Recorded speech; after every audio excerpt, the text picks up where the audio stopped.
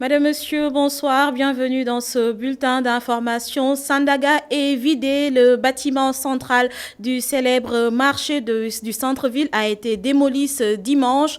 Les bennes à ordures et autres camions démolisseurs ont fini de nettoyer les lieux. Cette opération entre dans le cadre du processus de modernisation des marchés de Dakar, mené de concert par l'État et les collectivités territoriales. Un site de recasement a été implanté au champ de course pour reloger les commerçants du marché Sandaga. On y reviendra avant la fin de ce journal avec le ministre Abdou Karim Fofana qui était présent sur les lieux. Un coup de projecteur dans le rétroviseur. Un coup d'œil, dans le rétroviseur. Dans la matinée, au champ de course, les commerçants ont déballé les premières affaires pour meubler leur présentoir dans leur nouveau site de recasement. Mamadou Lamine Fati.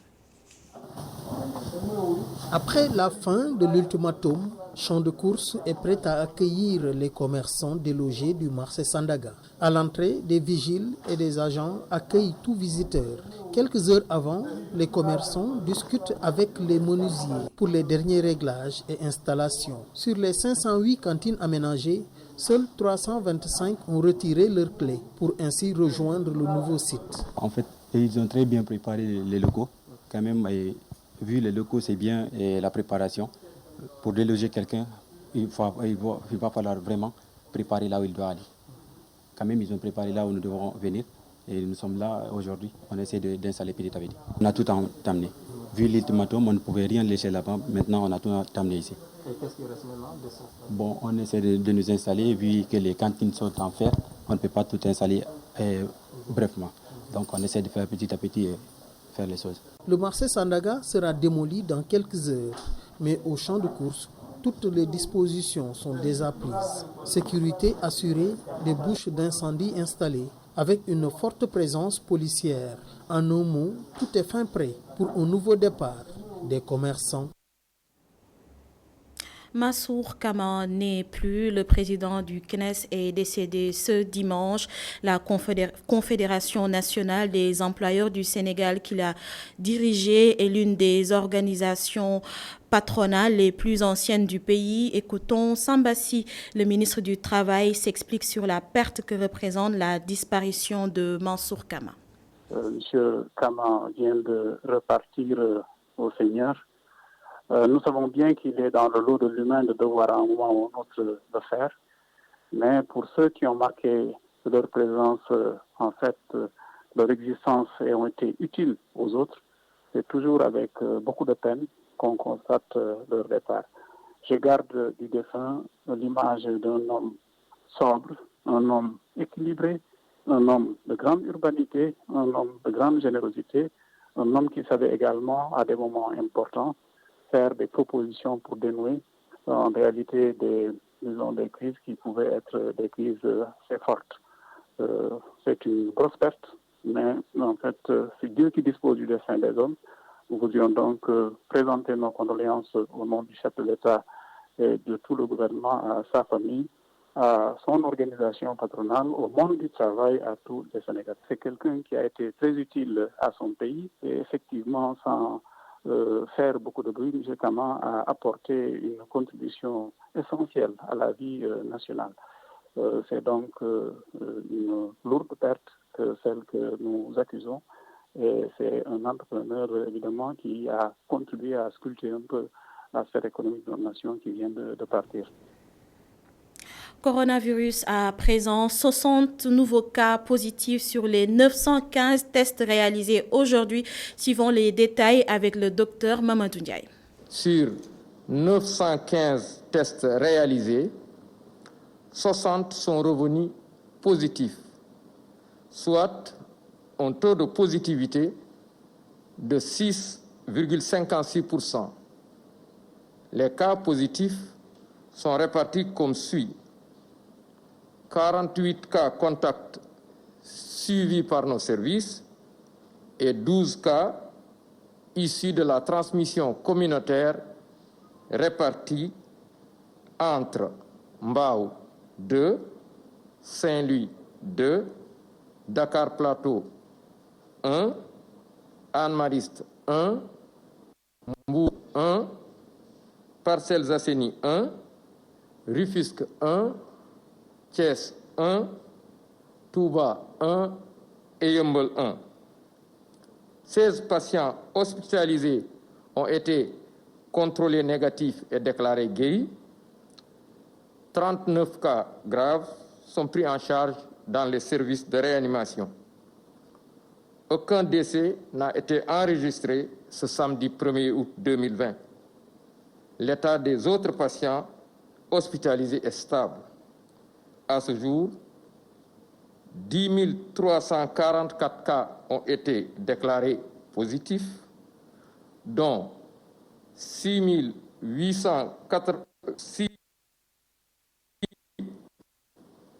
209 décédés et donc 3296 sous traitement.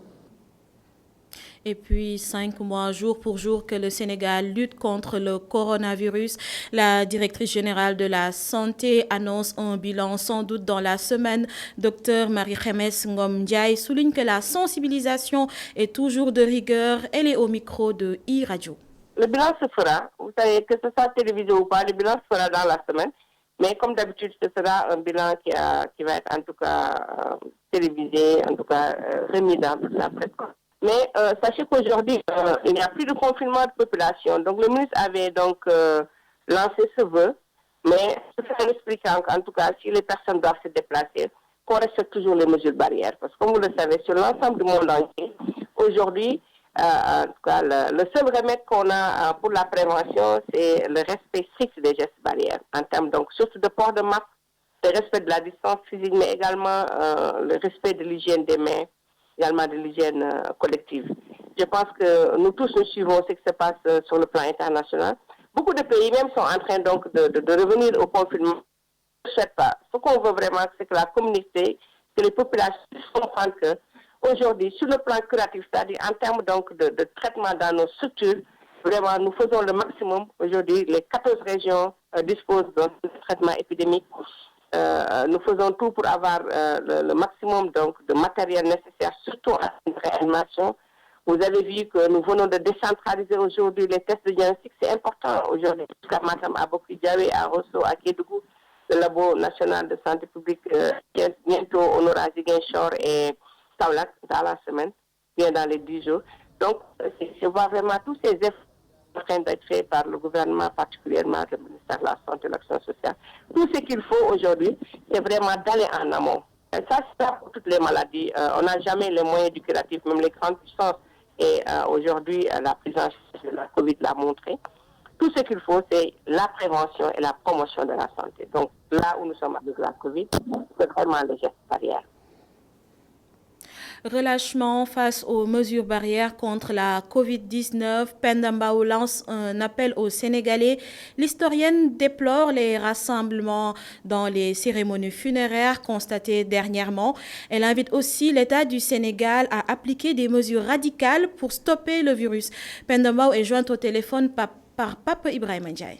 Au-delà des gestes et des mesures barrières, apparemment, cela ne suffit plus. Il faut qu'on arrête dans ce pays d'organiser des funérailles, de se retrouver dans des rassemblements. Quand quelqu'un meurt, il faut qu'on reste chez soi pour prier pour la défunte. Il faut éviter les contacts. Il faut faire de telle sorte que ce qui se passe dans ce pays, qu'on puisse le juguler. Aujourd'hui, le Covid n'épargne personne.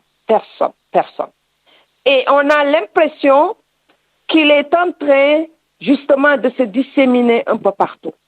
Et il faut des mesures radicales pour qu'on s'en sorte. Je souhaite vraiment que face à ces décès, qu'on cesse de se rassembler, de se réunir. Nous devons nous organiser dans des prières. Nous devons faire de telle sorte que la personne qui est partie soit enterrée dans de bonnes conditions, dans les meilleures conditions. Mais la seule chose qui vaille, ce sont les prières. Arrêtons de nous réunir et de nous rassembler. Appel du chef de l'État à la jeunesse pour plus d'implication dans la lutte contre le coronavirus. Les jeunes de Kolda se mobilisent, une mobilisation matérialisée par une croisade contre l'insalubrité. Seydou Diatta. 48 heures après l'appel du chef de l'État à la jeunesse pour une mobilisation générale contre la progression de la pandémie du Covid-19, les jeunes de Kolda ont, sur instruction du maire Abdoulaye Bibi Baldé, fait preuve de promptitude. Et le marché central de Kolda, qui d'habitude présente un décor horrible au lendemain des fêtes, a été aussitôt débarrassé de ses ordures. On ne peut pas tout attendre de la municipalité, de la collectivité territoriale. Nous devons prendre nos engagements, nous devons prendre nos responsabilités en tant que citoyens de Kolda, en tant que vraiment patriotes. Cette cité est la nôtre. Donc il faut que nous fassions une contribution. Ce que les Américains appellent la contribution communautaire, community contribution, nous aussi nous devons faire cela. Et je pense qu'il est temps aussi de changer un tout petit peu la donne. Et on est là en tant que jeunes, faire notre participation pour rendre propre notre cher Kolda, parce que personne ne le fera à notre place. La jeunesse apériste a toujours procédé ainsi, les surlendemains de la Tabaski. Donc je pense que ça c'est une coïncidence, mais une coïncidence heureuse. Nous avons pris l'option de nettoyer le centre-ville.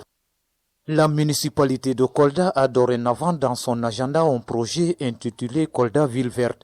Cet engagement de la jeunesse, surtout en cette période de vacances, pourrait être d'un grand apport. Ça dépasse les connotations politiques. Je lance un appel à toute la jeunesse coldoise de s'investir, puisqu'il n'y a pas d'acte de Navetan, mais on peut faire le Navetan autrement. C'est important aussi de lancer un appel aux commerçants, puisque je pense qu'aujourd'hui le marché c'est leur quotidien. Ils doivent sortir et pour rendre attrayant notre cadre de vie. Comme l'a voulu notre maire Abdoulaye Baldé, qui a une ambition de rendre Kolda une ville attrayante. Cette année, la crise sanitaire va à coup sûr limiter beaucoup d'activités de vacances. Cependant, la jeunesse coldoise entend vivre des vacances autrement à travers des occupations en conformité avec le plan de riposte contre la Covid-19. Et retour à Dakar, comme prévu, le marché Sandaga a été démoli ce dimanche. Une démolition qui avait été pourtant prévue avant la fête de la Tabaski, finalement reportée pour permettre aux commerçants de mener à bien leurs activités. Aucune résistance n'a été notée grâce à une forte présence des forces de l'ordre. Abdou Karim Fofana, ministre de l'Urbanisme, était sur place pour superviser les opérations. Je vous propose de l'écouter. Il est au micro de Cheikh Diop et de Sidi Niang. Tout à fait, vous avez vu que ce projet il date de 2018. L'année dernière, en 2019, nous avons débuté le processus. Mais moi, personnellement, j'avais trouvé que les lieux qui étaient proposés au recasement n'étaient pas bien faits ou n'étaient pas assez aux normes pour recevoir ces commerçants. Donc nous-mêmes, nous avons conscience que le commerce est une activité économique forte qui emploie beaucoup de personnes. Donc nous ne pouvons pas faire perdre du jour au lendemain aux populations qui s'adonnent à ces activités leurs revenus, leurs sources de revenus. C'est la raison pour laquelle nous avons pris la peine de débuter un programme de construction de sites de recasement. C'est le cas au champ de course et nous allons continuer petit à petit. Mais nous allons explorer aussi, pour que ça aille plus vite, un mode de financement privé. Le secteur privé, les marchés, c'est quelque chose de très rentable. En relation avec les communes, nous devons arriver à faire des équipements marchands modernes, rentables pour les communes, pour les populations. Après cela, nous allons aussi travailler sur le marché Kermel. Vous avez vu aux alentours, il y a beaucoup d'occupations irrégulières. La ville de Dakar, en son temps, avait fait un projet en relation avec une entreprise privée. Nous allons faire en sorte que ces commerçants entrent dans ce centre commercial et qu'on puisse libérer tous les atours de nos marchés de façon à pouvoir rendre nos villes agréables et puis salubres. Place à notre rubrique dominicale Éclair. Aujourd'hui, nous allons parler de l'empreinte carbone.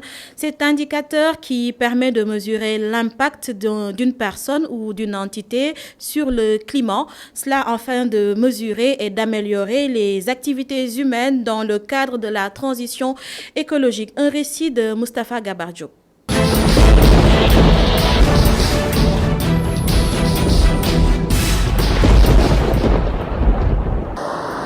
Se déplacer en voiture, manger de la viande, utiliser son ordinateur ou son téléphone portable.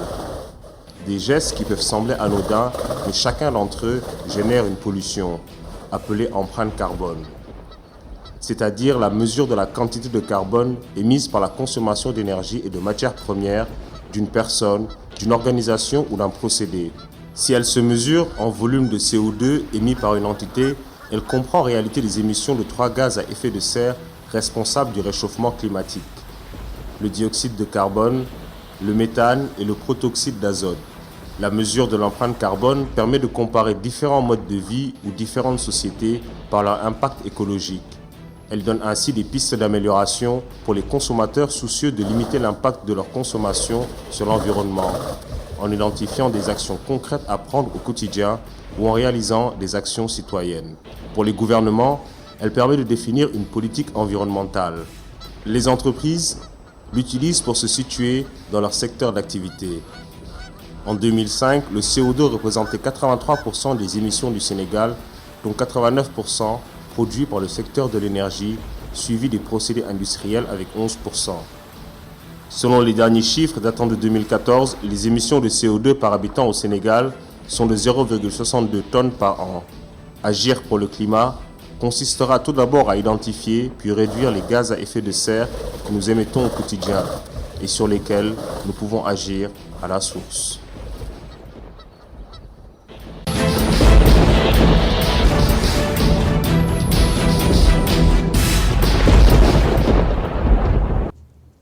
Moustapha Gabardio, merci. Et voilà, c'est la fin de ce bulletin d'information. Merci de choisir ITV pour vous informer. Je vous souhaite de passer une excellente soirée sur ITV.